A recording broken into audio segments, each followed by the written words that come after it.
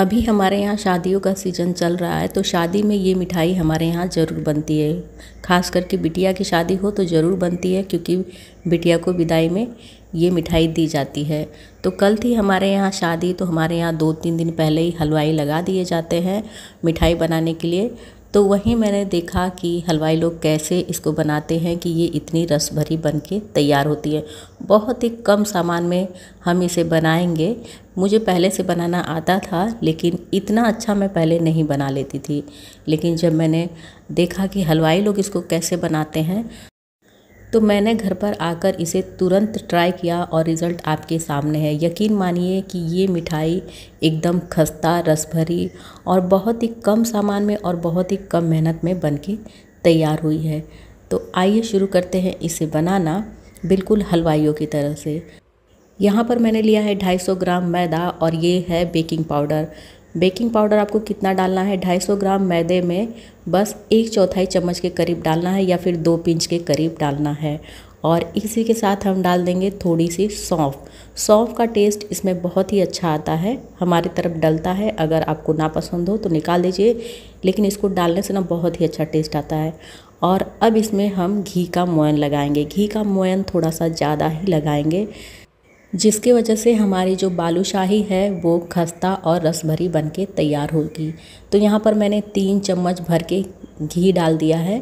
तो चम्मच आप देख सकते हैं, जो घर में हम लोग खाने के लिए यूज़ करते हैं उसी से मैंने बताया है, ताकि आप इजीली आसानी से समझ सकें। तो 1 पाव मैदा था, 250 ग्राम मैदा, उसमें 2 पिंच के करीब बेकिंग पाउडर था और यहाँ पर मैंने 4 चम्मच के लगभग घी डाल दिया है। बहुत ही अच्छी तरह से मोयन करना है, इस तरह से मुट्ठी बांधना है।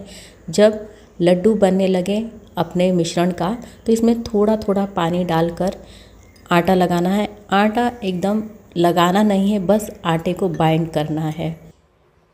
बालूशाही के लिए जो आटा हम लगाएंगे ना, वो आटा ना बहुत कड़ा होगा और ना बहुत ही नरम होगा।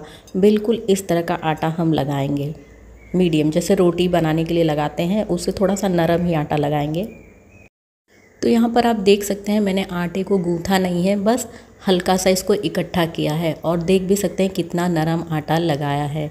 बस इसी तरह से इसका आटा लगाकर और इसे ढक के छोड़ देना है कम से कम 15 से 20 मिनट के लिए। अब चाशनी बना लेंगे। तो चाशनी के लिए यहाँ पर मैंने 1 किलो चीनी डाल दी है कढ़ाई में, और इसमें इतना पानी डालना है कि आपकी चीनी डूब जाए, या फिर 400 ml आप पानी डाल सकते हैं।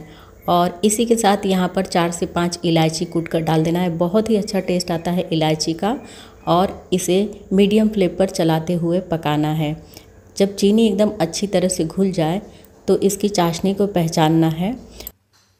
हम जो गुलाब जामुन के लिए घर में चाशनी बनाते हैं ना, उससे थोड़ी सी गाढ़ी चाशनी होती है इसको पहचानना भी बहुत आसान है। इस तरह से कड़छी में थोड़ा सा सिरा लगा कर देखिए, दोनों उंगली के बीच में चिपका कर देखिए। जब हल्की सी इस तरह से एक लाइन बनती हो, बहुत कड़ा तार नहीं बनाना है, हल्का सा तार निकलना चाहिए इसमें, बस हमारी चाशनी बिल्कुल बनके तैयार है।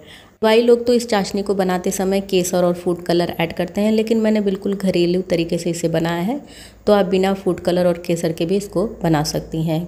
अब इसे हम ठंडा होने देते हैं और तब तक हम अपनी बालूशाही की तैयारी कर लेते हैं। तो यहाँ पर 20 से 25 मिनट के करीब हो गया है। आटा भी हमारा सेट हो चुका है। इसे हमें लगाना नहीं है, बस एक बार हल्के से इस तरह से करके इसमें से छोटी छोटी लोइयाँ तोड़कर निकाल लेनी है, जितनी छोटी बड़ी आपको बालूशाही बनानी हो। तो यहाँ पर मैंने एक छोटी सी लोई तोड़कर निकाली है और बिल्कुल हल्के हाथ से इसकी मालिश करनी है। और जब इस तरह से हो जाए, इसको एकदम बराबर नहीं, चिकना नहीं करना होता है, थोड़ा सा ये रफली होता है ना, तो अच्छे से इसमें लेयर बनती है और चाशनी अच्छे से घुस जाती है। और एक गोल बनाने के बाद उंगली की सहायता से इसे दोनों तरफ से पलट के इस तरह से छेद कर लीजिए।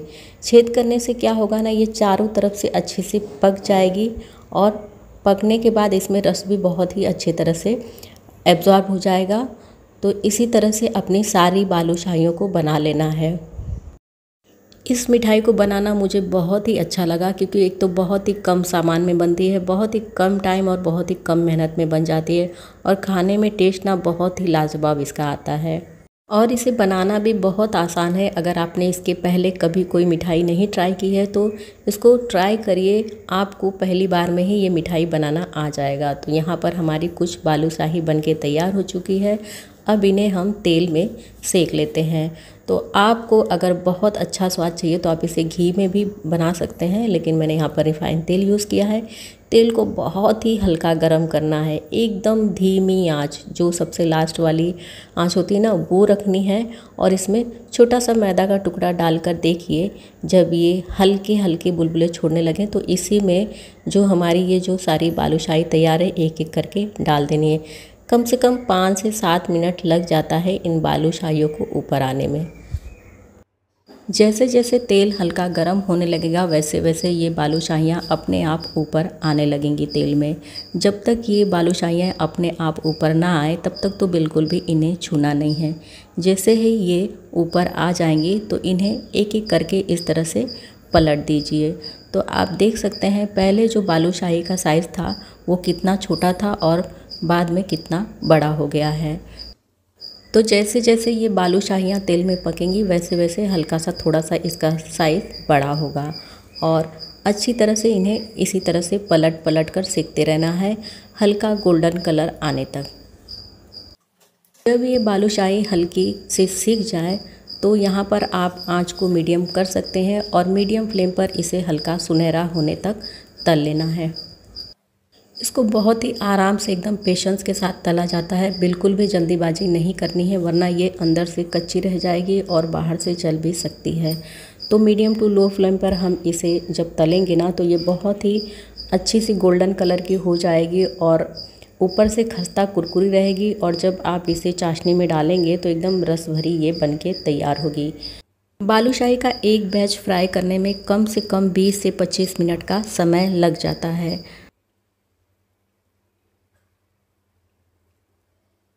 यहाँ पर 25 मिनट के करीब हो चुका है। हमारी बालूशाहियाँ एकदम अच्छी तरह से पक चुकी हैं, इस पर गोल्डन कलर भी आ चुका है। इसे अब हम तेल से बाहर निकालेंगे।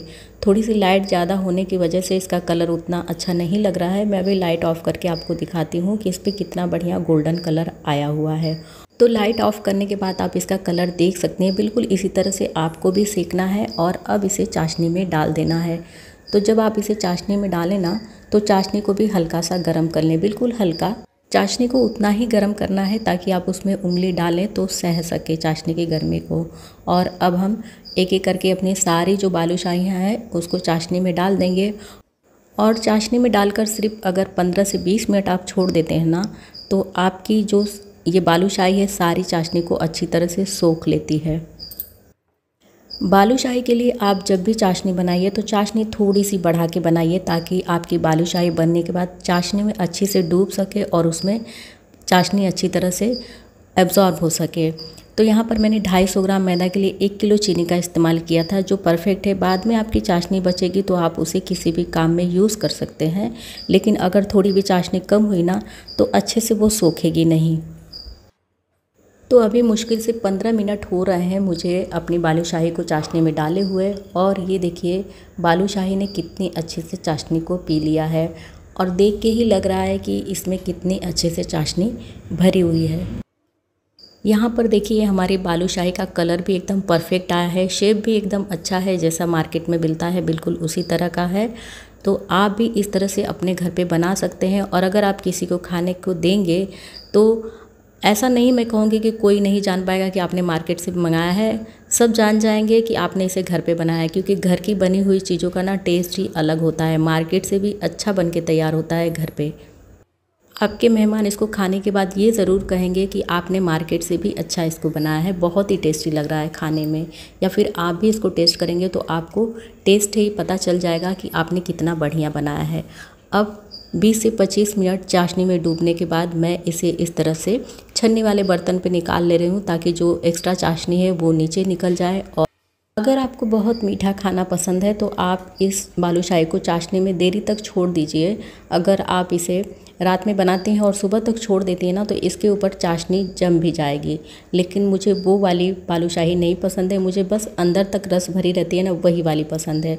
तो इस तरह से स्ट्रेनर पर अगर आप निकाल देते हैं ना तो एक्स्ट्रा जो चाशनी है वो नीचे चली जाएगी और जो बालूशाही के अंदर चाशनी है ना, बस वही रह जाएगी। तो अब यहाँ पर हमारी गर्मा गर्म बालूशाही तैयार हो चुकी है। आप इसे गर्मा गर्म भी खा सकते हैं और अगर 1 से 2 दिन रखने के बाद खाते हैं ना, तो उसका स्वाद और भी बहुत अच्छा आता है। बालूशाही का एक बैच फ्राई करने के बाद गैस को बंद कर देना है और तेल को फिर से ठंडा करने के बाद ही बाकी बची हुई बालूशाहियों को तलना है। तो वहाँ पर मेरी 3 बालूशाही और बच गई थी, उसे मैंने फ्राई होने के लिए रख दिया है। और अगर आपको अपनी मिठाई पे मार्केट वाला लुक चाहिए तो थोड़ा सा इसे आप गार्निश कर दीजिए काजू या फिर बादाम से। मैंने यहाँ पर बादाम कट करके थोड़े थोड़े लगा दिए हैं ताकि देखने से लगे कि बिल्कुल मार्केट से मंगाई हुई मिठाई है।